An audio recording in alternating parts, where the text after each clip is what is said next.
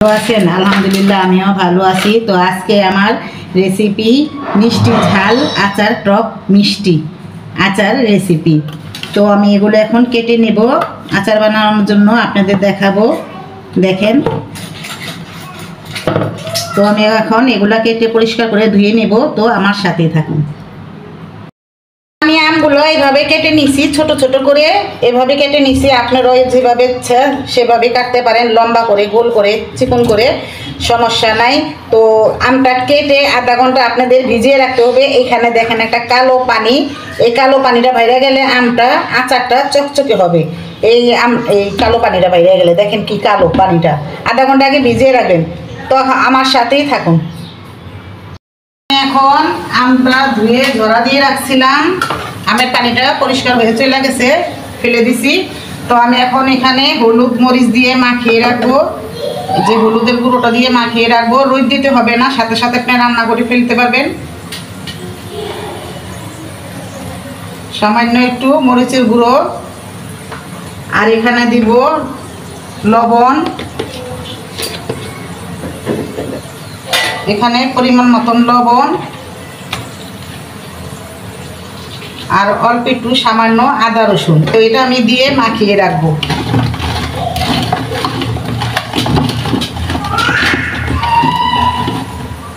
তো এখানে আমার মশলাটা মাখানো হয়ে গেছে, আমি এটা আধা ঘন্টা রেস্টে রাখবো, তারপর আপনাদের সামনে বাগার দিব।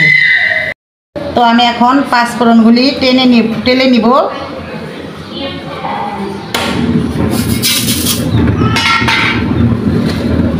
আর এখানে আছে শুকনো মরিচ, এটাও দিয়ে দিব। আপনারা কম ঝাল খেতে চাইলে কম ঝাল দিতে পারেন, বেশি খেতে চাইলে বেশি দিতে পারেন। তো আমি এগুলো এখন টেলে নিব সুন্দর করে।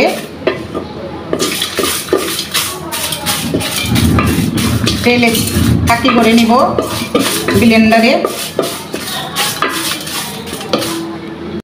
এখন তেলটা দিয়ে দিছি গরম হওয়ার জন্য, তেলটা গরম হয়ে গেছে। আমি এখন আচারগুলো ঢেলে দেব। এখানে হলুদ মরিচ সব কিছু মাখিয়ে রাখছি, এটা এখন ঢেলে দিচ্ছি।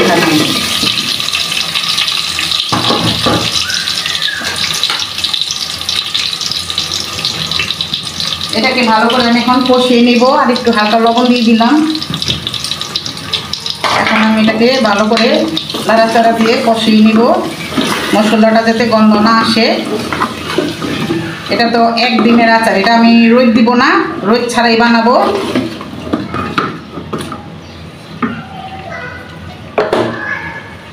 তো আমি এখন এটাকে একটু ঢেকে দিব।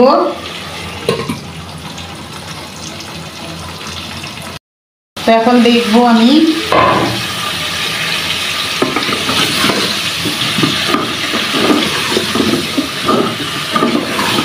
তো আমগুলো থেকে হালকা একটু পানি বেরিয়েছে। তো আমি এটার ভিতরে চিনিটা দিয়ে দিব। চিনিটা দিলে এটার সাথে ভিতরে মিষ্টি মিষ্টি ভাবটা হয়ে যাবে, গলে যাবে। আমি এখন দিয়ে দিব চিনি। আপনারা বেশি মিষ্টি খেতে চাইলে বেশি মিষ্টিও দিতে পারেন, কম খেতে চাইলে কমও দিতে পারেন। তো আমি এখন এখানে এই চিনিগুলো দিব। আমি হালকা একটু বেশি খাবো, তাই একটু বেশি দিলাম। তো এখন নাড়াচাড়া দিয়ে দিব। এই পানিটা দিয়ে আমটা গলে আসবে, সুন্দর হয়ে আসবে। এখন আমি এটাকে ঢেকে দিব চিনিটা গলার জন্য।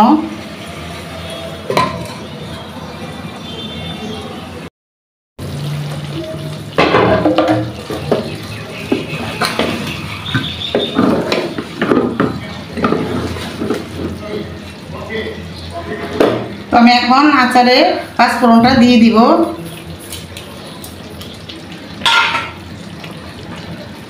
আর এখানে আছে গরম মশলার ফাঁকি, আপনারা এটা চাইলে দিতেও পারেন, না দিলেও চলে। আমি দিব, স্বাদ লাগবে তাই।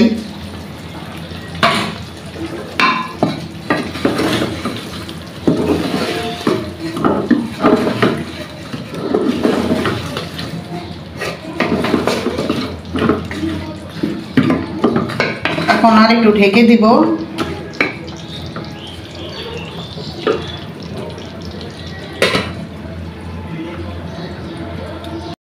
তো আমার আমের রেসিপিটা হয়ে গেছে, এখন আমি নামিয়ে আপনাদের পরিবেশন করে দেখাবো।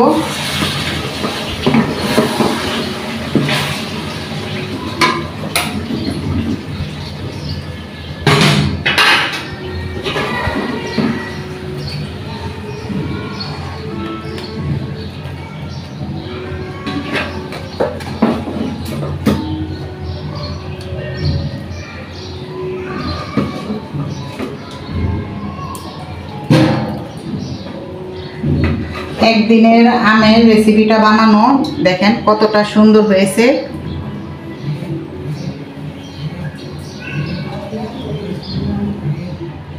আমার আমের রেসিপিটা হয়ে গেছে, দেখেন মাশাআল্লাহ কতটা সুন্দর হয়েছে। তো আপনাদের কাছে কিরকম লেগেছে কমেন্টে জানিয়ে।